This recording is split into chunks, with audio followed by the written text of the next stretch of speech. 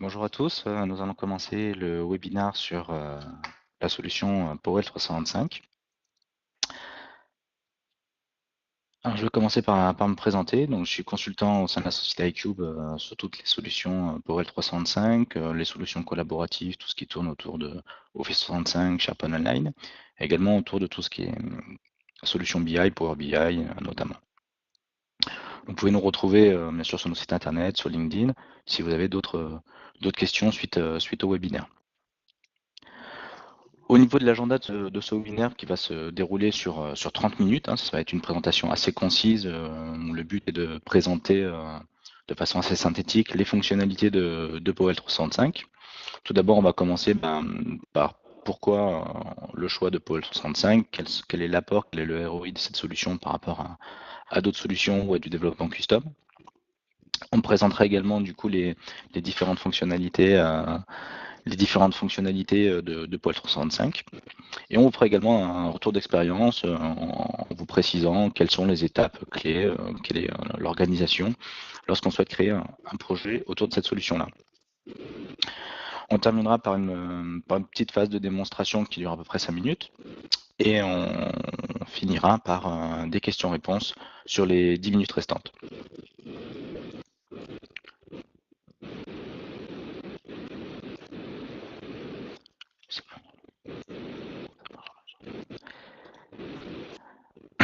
Allons-y, donc commençons sur la partie Powell 365. On va déjà expliquer la philosophie du produit, qui est notamment la philosophie d'Office 365. Donc pour ceux qui ont déjà fait des projets d'intranet entre guillemets classiques sur SharePoint, le savent bien, le cloud a complètement transformé la nature de nos projets. On partait avant sur des projets qui étaient des projets assez longs, qui duraient environ un an et demi, qui coûtaient plusieurs centaines de milliers d'euros, sur lesquels on avait finalement une architecture qui était assez spécifique pour chacun de nos clients, où chaque client avait sa propre infrastructure réseau, ses propres questionnements, ses propres types de serveurs, etc., etc. Et finalement, on était sur des projets qui étaient très techniques et très orientés développement spécifique, puisque toute solution, on va dire, d'intranet était notamment basée sur du développement spécifique pour enrichir la solution existante de SharePoint. Avec Office 365, on a totalement changé de philosophie, où là finalement l'architecture est la même pour tout le monde, puisqu'on se retrouve avec une infrastructure qui est calquée sur le cloud Microsoft, une infrastructure mutualisée, et sur lequel du coup qui est en constante évolution. C'est-à-dire que Microsoft publie des mises à jour régulières tous les mois, en rajoutant des nouvelles fonctionnalités, en corrigeant des bugs, en sortant de nouveaux produits.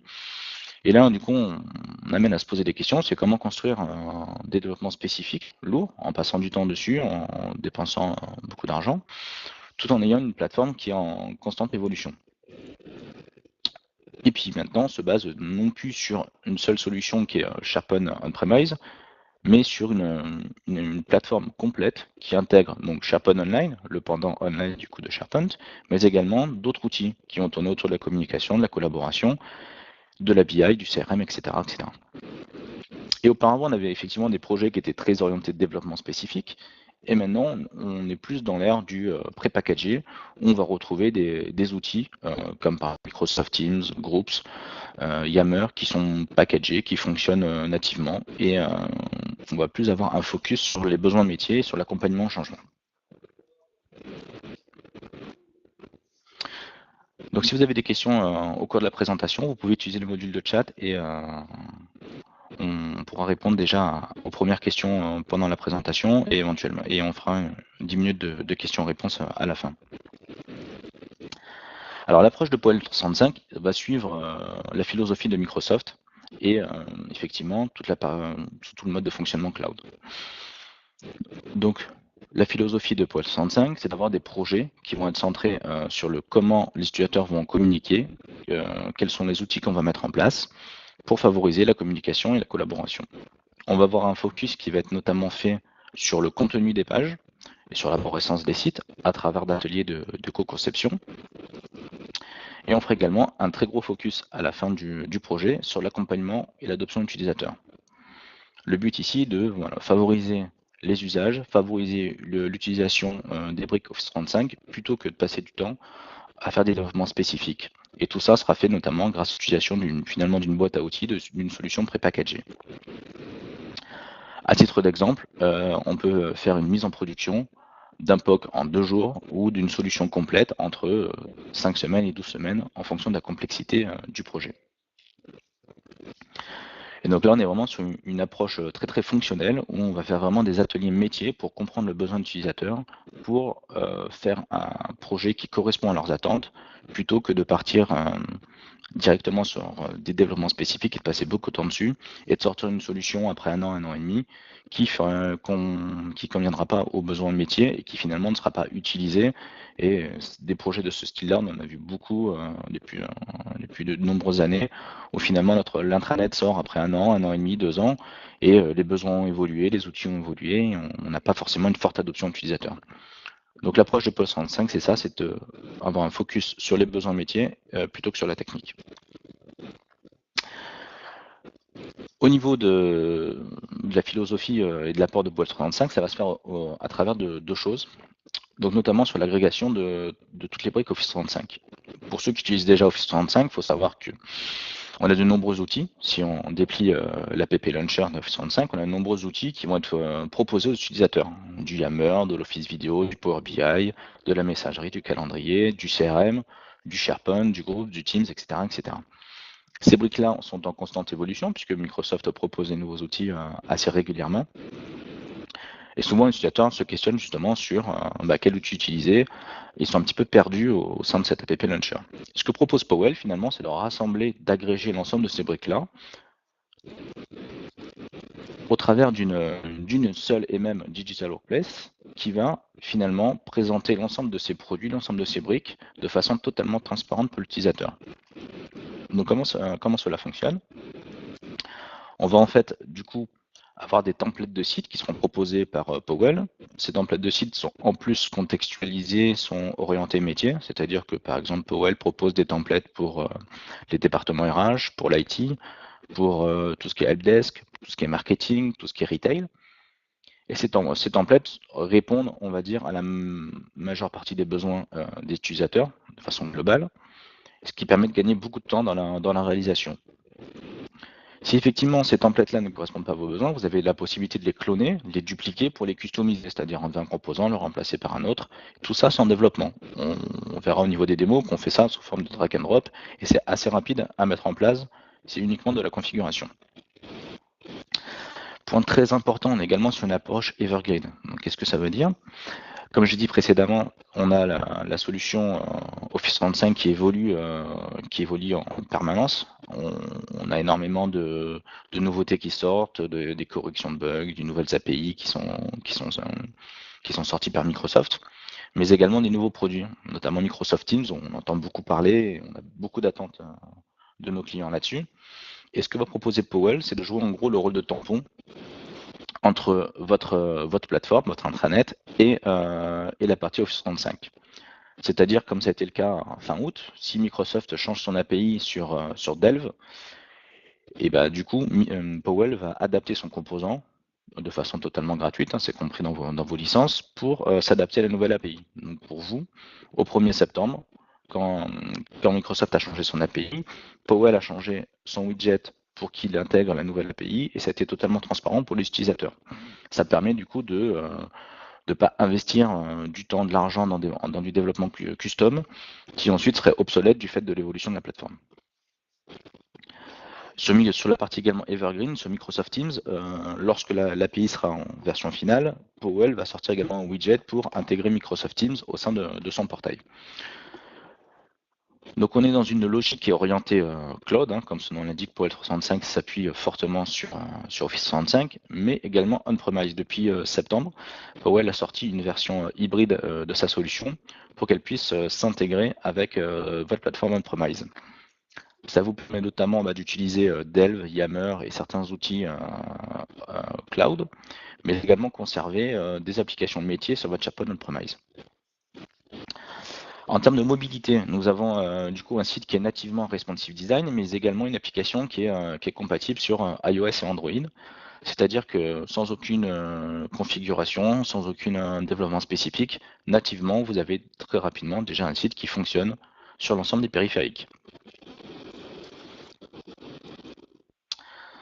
Au niveau des fonctionnalités, donc comme je l'ai dit précédemment, on est sur une présentation qui est assez synthétique, donc on va être assez sommaire pour présenter que les fonctionnalités principales. On va notamment donc parler de la partie SharePoint, qui est le socle de base de la solution, de la partie SharePoint Online, qui permet de répondre à tous les besoins qui sont axés communication d'entreprise.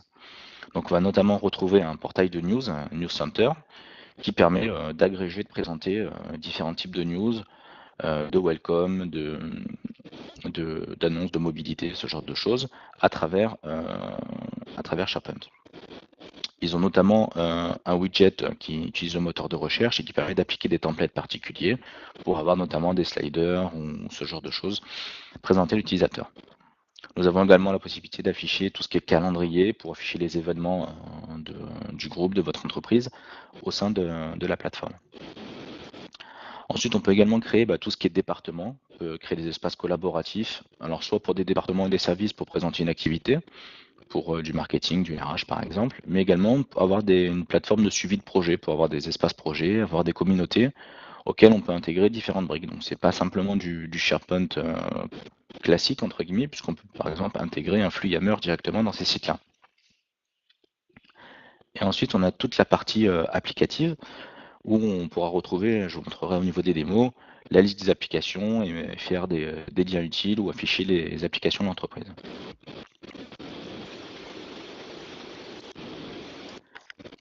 Sur la partie Yammer, donc Yammer, il y a 2 points. On a la possibilité d'intégrer un flux Yammer, comme c'est le cas dans l'exemple, directement dans une page, pour afficher, soit afficher un groupe Yammer, soit rajouter un hashtag particulier, soit afficher le global feed de l'utilisateur. On peut également ajouter des commentaires, ajouter des likes et partager des publications. Tout ça de façon totalement sans aucun développement, avec quelques clics. Mais on peut également avoir Yammer qui est intégré en fait dans d'autres composants. Notamment quand on va créer une news, en bas on aura la possibilité de liker la news ou rajouter des commentaires, et ces fonctionnalités-là vont s'appuyer sur Yammer. Le principe du coup de la solution, c'est qu'on va utiliser du Yammer sans forcément le savoir, en likant une news, en commentant un document, ce genre de choses.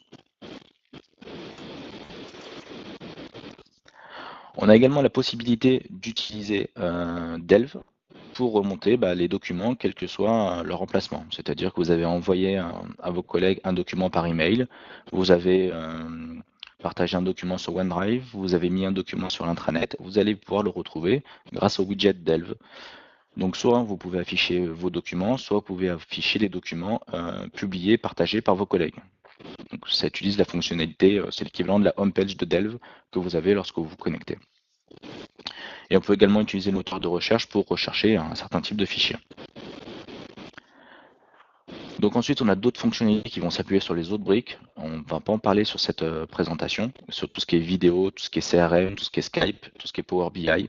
Donc il y a tout un tas d'autres connecteurs sur les autres briques Office 365, mais on a également des connecteurs qui vont être développés par Powell, qui vont permettre d'afficher d'autres composants. Bon, j'en parlerai après. Donc grosso modo, si on devait synthétiser pour Office 365, c'est que c'est avant tout une boîte à outils qui va permettre d'embarquer d'une part des templates SharePoint prêts à l'emploi pour adresser des besoins métiers. Le but, c'est si on veut faire un News Center, qu'on n'ait pas à redévelopper ça de A à Z, puisque c'est un besoin qui est assez classique.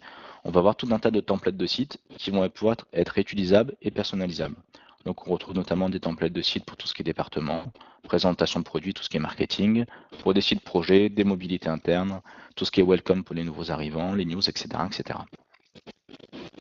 Le deuxième pendant de la boîte à outils, c'est que sur ces pages-là, on va déployer tout ce qui est widget WebPart.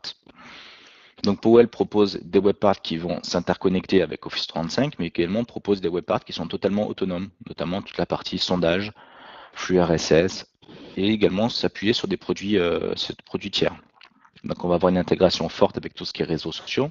On pourra intégrer bien sûr du Instagram, Twitter, LinkedIn, Facebook, également avec toutes les plateformes vidéo de type YouTube et Vimeo qui complètent la partie Microsoft, puisque du coup Powell s'interface également avec Office Vidéo. et avec Google Maps. Donc finalement, dans notre boîte à outils, on retrouve des templates de sites pour adresser nos besoins métiers qui sont assez standards, mais également des webparts prêts à l'emploi pour adresser des besoins plus particuliers si on souhaite personnaliser nos templates de sites. Donc pour résumer, l'offre POEL 365, c'est avant tout les deux gros avantages de cette solution-là, c'est de réduire le temps et le coût d'implémentation d'Office 365, puisque finalement, on a une offre pré-packagée sur laquelle on va utiliser des composants déjà existants sans aucun développement. Donc ça, c'est le premier point. Et ça va permettre surtout de sortir un projet de façon très rapide. Globalement, en 5 semaines, on peut sortir des projets en s'appuyant sur les briques standards de Powell. Le deuxième axe qui va améliorer également vos ROI, c'est qu'on a souvent des clients qui nous disent j'ai souscrit une offre Office 365 de type E3 et pour l'instant on a déployé que la messagerie puisque finalement on ne sait pas forcément faire l'accompagnement au changement sur les nouveaux outils, sur du OneDrive, sur du Yammer et puis on ne sait pas forcément quelle brique utiliser. Donc ça nos clients nous le disent souvent et qu'au final ils n'optimisent pas leur licence en utilisant que la messagerie sur des licences qui comportent beaucoup d'autres outils. Et donc là, l'avantage de Powell, comme vous l'avez vu, c'est que tous ces outils-là vont être embarqués directement au sein d'une même page, d'un même portail. Du coup, ça va limiter la phase d'appropriation, d'accompagnement au changement, et ça va augmenter l'usage de ces outils-là de façon très rapide. Donc voilà, le ROI se fait notamment sur la partie coût et délai, mais également sur la partie usage. On va passer maintenant sur la partie étape d'un projet POEL 35 en faisant un peu un retour d'expérience sur les projets types qu'on a l'habitude d'adresser. Donc on a segmenté ça en deux parties, les projets standards et les projets de façon un petit peu plus complexe. Donc sur les projets, on va dire classiques, s'appuyant uniquement sur le standard de Powell, on peut segmenter ça en différentes itérations. Et on a l'habitude d'implémenter ces types de projets sur des délais allant de 3 à 5 semaines en fonction de la complexité. La logique sur ces types de projets-là, c'est de faire des ateliers de co-conception avec les métiers et de segmenter les itérations par silo métier. C'est-à-dire faire un premier socle qui va contenir toutes les fonctionnalités de base de la solution, la navigation, les notifications, la structure du portail, le thème personnalisé pour éventuellement avoir une charte graphique qui s'approche des codes couleurs de l'entreprise, les logos, etc. L'implémentation ou non d'un site en multilangage, puisque Powell propose une solution native pour gérer toutes les langues en faisant un système de variation qui lui est propre, et l'implémentation de la homepage du portail. Donc ça pourrait être une première itération qui est totalement fonctionnelle, et là, de façon très rapide, par exemple en une semaine, on peut faire ce premier atelier-là et sortir une solution qui fonctionne, qui est responsive design, en comportant une homepage qui comporte déjà la liste des applications, des actualités, des événements, un flux Yammer et l'intégration avec les réseaux sociaux, par exemple.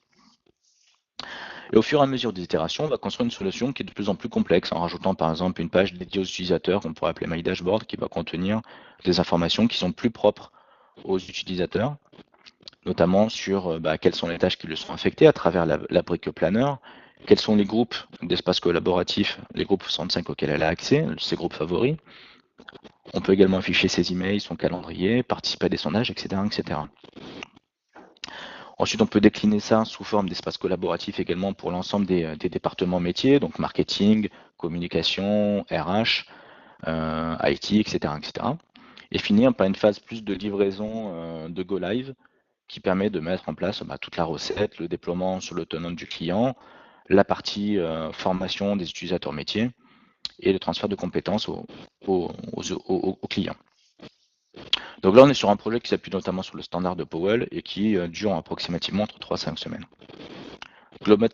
Globalement, sur 3 à 5 semaines, on peut sortir un portail qui ressemble à la copie d'écran que vous pouvez voir, qui est responsive, qui fonctionne sur mobile, sur tablette, sur PC, et qui comporte déjà un certain nombre de briques collaboratives qui permet de travailler et de maximiser, on va dire, l'usage de vos licences Office 365. Il faut savoir qu'on peut aller plus loin sur les projets et rajouter une phase qui existe à côté, ce qu'on appelle chez nous avec Job la démarche centrée utilisateur, qui va donc avoir une première phase qui va recenser les besoins métiers à travers des interviews d'utilisateurs, c'est-à-dire qu'un consultant fonctionnel UX va interviewer des personnes pour découvrir, on va dire, leurs besoins métiers, tracer des personas, c'est-à-dire quels sont leurs usages, quels sont les outils qu'ils utilisent au jour le jour, pour ensuite faire des maquettes, des wireframes basse définition, où le but in fine est en fait de créer les gabarits de page et de placer les composants sur la page pour que ça corresponde à chacun des métiers, que chacun des métiers retrouve les outils dont ils ont besoin de façon assez rapide. Et on clôture en fait ces phases du XUI par une phase d'implémentation graphique, où là on va carrément créer une charte graphique totalement personnalisée pour le client, et qui va donc aboutir à un design Photoshop. Ce design Photoshop là sera ensuite intégré, on fera une phase d'intégration graphique dans Powell. Donc une fois qu'on a terminé la phase démarche centrée utilisateur, donc UX, UI et besoin métier, on va passer à l'implémentation Powell. On reprend globalement ce que je vous ai présenté sur la slide précédente, donc les différentes itérations, sur lesquelles on va rajouter également de la phase d'accompagnement au changement et la partie intégration graphique. Donc le délai d'implémentation est forcément un petit peu plus long, puisqu'on a notamment la partie graphique qui a implémenté l'intégration graphique, et on a des exemples clients récemment dans le domaine du retail, et on est sur un délai de projet qui tourne autour de 2 à 3 mois. Donc on est quand même sur des délais très très restreints, puisqu'on arrive à sortir une solution complète et customisée sur 2 à 3 mois, alors qu'auparavant on était sur des délais d'1 an, 1 an, 1 an et demi. En termes de rendu graphique, voici des références des projets sur lesquels on a travaillé, qui vous montre du coup le delta entre la solution standard et ce qu'on peut faire en travaillant un petit peu la charte graphique de Powell.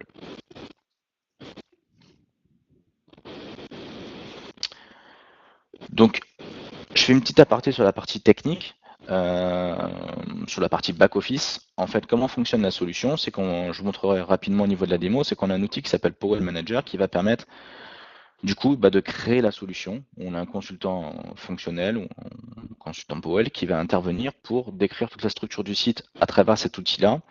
Et la grosse plus-value de cet outil, c'est qu'il va faciliter le déploiement et la synchronisation. C'est-à-dire, on va cliquer sur un bouton de synchroniser, choisir un environnement, et ça va déployer automatiquement la solution sans aucun code.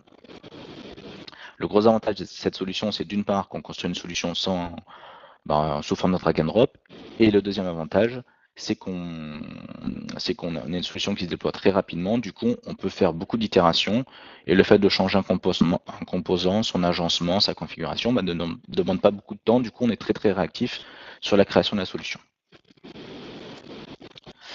On va passer maintenant à la phase de démonstration. Donc, je vais vous partager mon écran.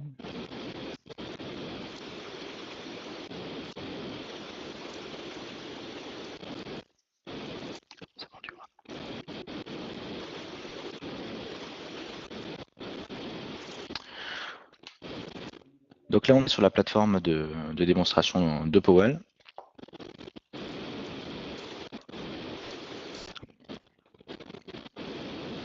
Alors, je vais essayer de réduire l'écran puisque du coup, ça s'affiche un petit peu en façon...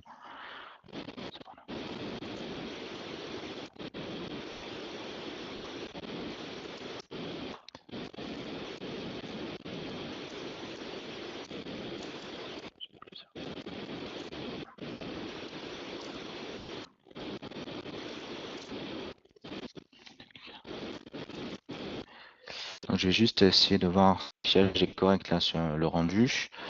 Vous pouvez éventuellement cliquer sur en haut à gauche de partage. Vous pouvez éventuellement cliquer sur le petit bouton pour ouvrir en plein écran, comme ça vous n'aurez pas de scroll au niveau de l'affichage. Donc voici en fait un site totalement standard, donc là on est sur l'approche standard de Powell. Donc en utilisant uniquement des composants standards sans aucun développement spécifique. On a la possibilité donc d'avoir une première partie qui est la partie qui est dédiée à la navigation. On retrouve notamment la partie notification. Donc là, lorsqu'on aura une news qui va être créée, un nouvel événement, un nouveau message dans la partie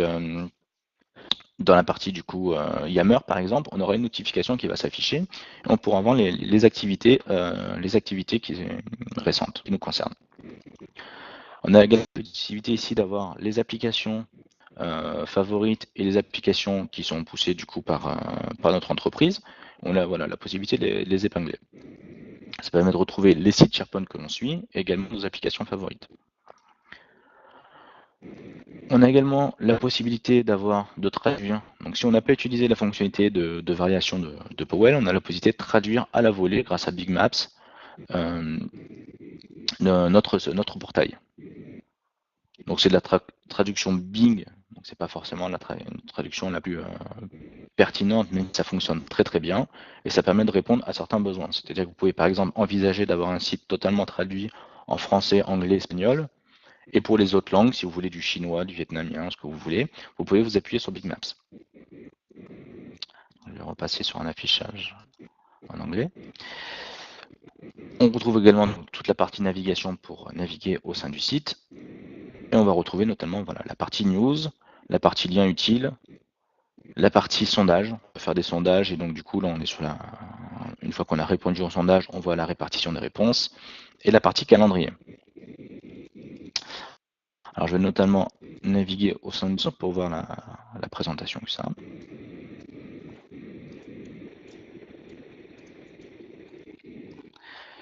Donc on retrouve les news et les dernières news publiées. Ce qui est intéressant, c'est qu'on peut liker et écrire des commentaires sur les news. On peut également voir le nombre de news. Donc là, je suis sur une plateforme de démo Powell mutualisée, donc pas créer de contenu. Du coup, ça impacte un petit peu tout le monde. Mais on a la possibilité donc ici d'écrire des commentaires. Et ces commentaires-là vont être publiés dans Yammer directement. Donc je retrouverai, si je vais dans Yammer, ces commentaires-là qui seront liés à cette news. Si je reviens sur l'accueil.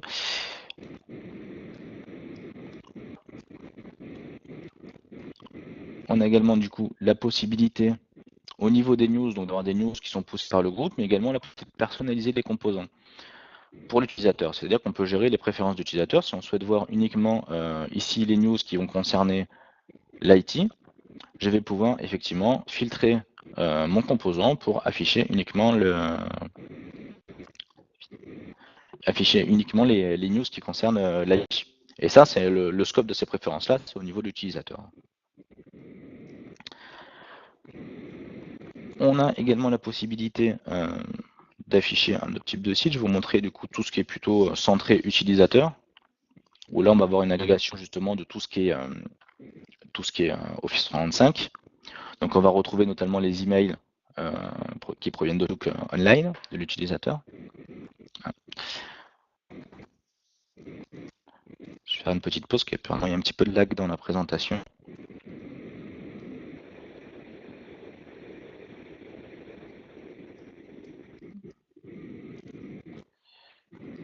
Donc là, effectivement, vous voyez uniquement la partie filtre, où j'ai filtré pour ne voir uniquement les news de type département IT, et ça a filtré le composant, et ça sauvegarde les préférences d'utilisateur. C'est-à-dire que quand il va être connecté, il verra uniquement les news comme il l'a filtré la fois précédente.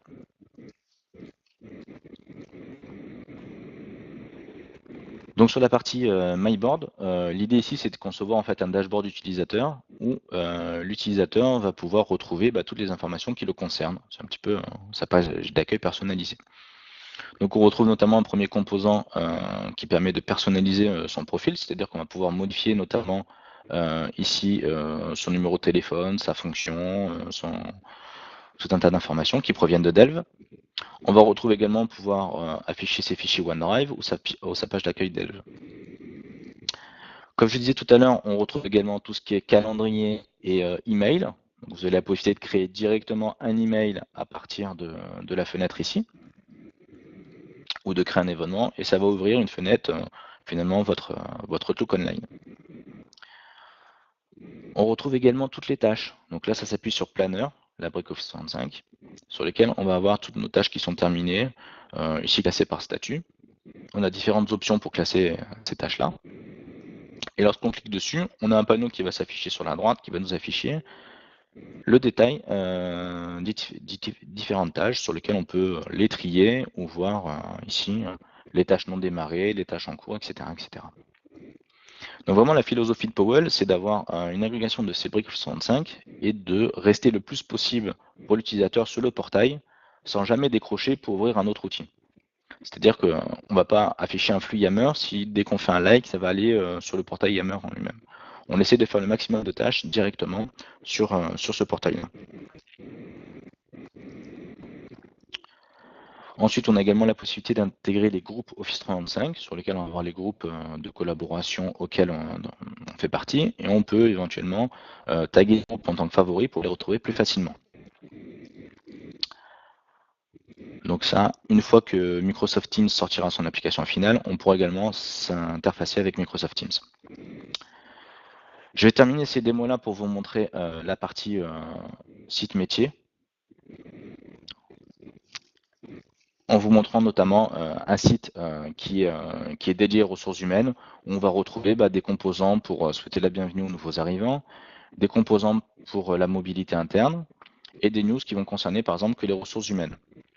Et ainsi qu'un flux Yammer pour poser vos questions aux utilisateurs,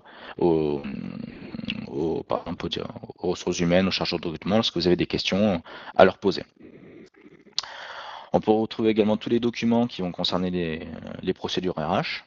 Et donc, on a vraiment un espace dédié aux ressources humaines sur lequel on retrouve tous les outils dont vont avoir besoin les salariés et sur lesquels les ressources humaines vont pousser du contenu. On peut même intégrer du coup des formulaires custom, où là ça s'appuie notamment sur l'outil Nintex, hein, qui est un add-on en fait à SharePoint, qui est totalement intégré pour 365. Et on peut notamment intégrer des formulaires et des workflows qui vont permettre de gérer notamment vos demandes de congés ou vos dépenses, c'est-à-dire vos notes de frais. Là, on retrouve un formulaire Nintex qui permet de saisir une demande de frais qui va ensuite déclencher, si je sauvegarde, un workflow qui sera validé par votre responsable, votre manager, etc., etc. Ce que je vous propose, c'est de vous montrer un petit peu la partie Powell Manager, comment ça fonctionne. Donc sur la partie Powell Manager, on retrouve en fait un outil qui est dédié plus. Alors dans un premier temps, on a l'habitude de confier la création de la structure à des consultants. Et ensuite, on fait un transfert de compétences pour que les clients soient autonomes dans la réalisation et la modification des portails. Donc on retrouve toute une partie, on a un jargon un petit peu SharePoint qui va permettre de créer toute la structure du site, donc des listes, des types de contenus, de la navigation, des templates de sites personnalisés, et toute la partie qui va concerner le branding, avoir un header personnalisé, créer des thèmes pour avoir un code couleur, un logo personnalisé, et même implémenter des composants custom. Parce que j'en parle pas, peut-être pas au niveau de ma présentation aujourd'hui, mais même si Powell, la philosophie, c'est de ne pas faire de développement custom, on peut s'interfacer avec vos outils métiers, avec même vos outils on-premise pour ajouter un petit peu de l'apport aux utilisateurs. Si vous avez une application de métier qui permet de gérer, je ne sais pas, par exemple, votre SIRH, on peut s'interfacer avec et créer un composant personnalisé qui va remonter certaines informations. Donc la philosophie, effectivement, on va retrouver ici des templates de sites personnalisés que l'on peut éditer. Et si je souhaite par exemple personnaliser ma homepage, je vais éditer ici la page. Et sous forme de drag and drop, je vais pouvoir par exemple faire glisser mes composants pour les réorganiser. Je vais pouvoir également les personnaliser en cliquant uniquement sur la fenêtre, sur le bouton d'édition. Et je vais retrouver tout un tas de paramétrages qui me permettent notamment de, là je me base sur le moteur de recherche de SharePoint, d'aller rechercher tout le contenu de type news. Donc là je vais construire en fait ma requête de recherche et ensuite la paramétrer. C'est-à-dire qu'une fois que j'aurai fait ma requête, je vais soit afficher un slider de news, soit afficher ça sous forme de cards. Et Powell propose, on va dire, une vingtaine de formats de rendu qui permettent d'afficher ce contenu aux utilisateurs.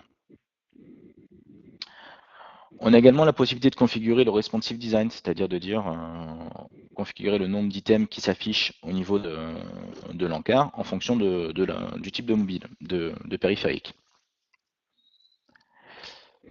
Et on peut également configurer du cache pour accélérer le rendu aux utilisateurs.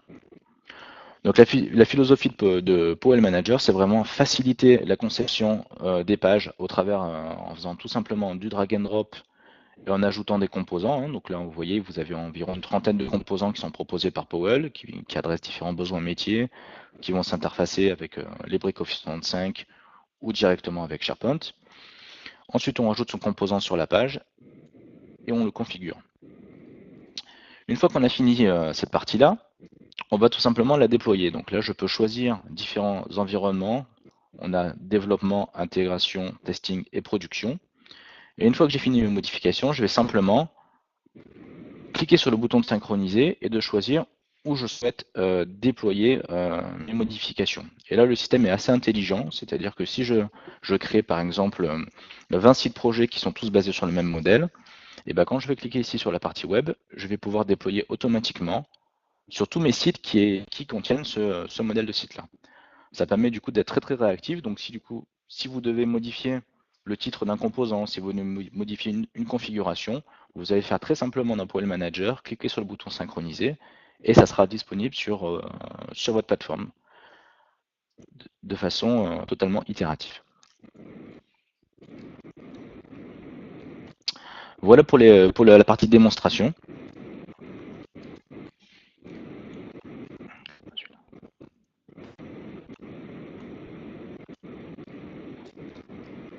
Je vais arrêter le partage d'écran.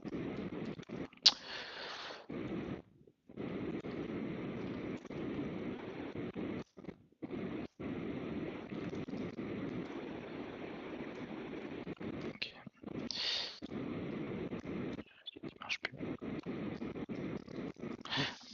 Petit problème au niveau de mes slides.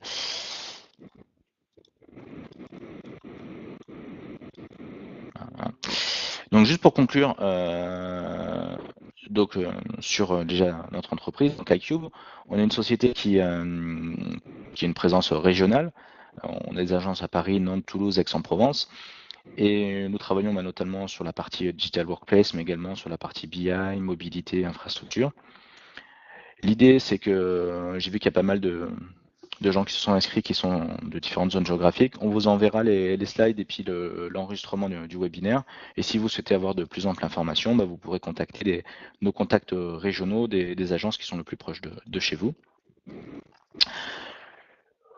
iCube, c'est également donc un partenaire pertinent pour votre projet.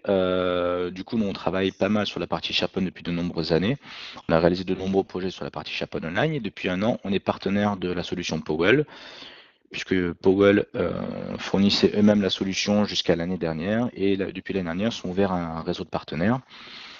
Et l'année dernière, au titre des avant-ventes, des projets que nous avons apportés avec eux, nous avons été désignés partenaires de l'année. Donc, comme je vous l'ai dit en guise d'introduction, ce webinaire, c'est une présentation très très synthétique des fonctionnalités de la solution de Powell 35. Et malheureusement, sur le temps qui nous est imparti, donc une demi-heure, même si on a déjà un petit peu dépassé le temps prévu, on ne peut pas voir forcément toutes les fonctionnalités. On s'est vraiment concentré sur l'apport de la solution en termes de template de site, de solutions packagées et l'apport que vous pourrez en avoir sur le temps de réalisation très très court et le gain de productivité. Et si vous souhaitez effectivement découvrir toutes les autres fonctionnalités, donc tout ce qui est formulaire custom, tout ce qui est architecture technique, mode de licensing et développement custom, ou si vous souhaitez qu'on vous présente la roadmap de solution, n'hésitez pas à prendre contact avec nous. Et on va maintenant passer à la partie questions. Donc si vous avez des questions sur la solution, sur plus de détails sur le mode de fonctionnement, n'hésitez pas à nous poser des questions via le module de chat. On va rester connecté environ encore 5-10 minutes et pour répondre à vos questions.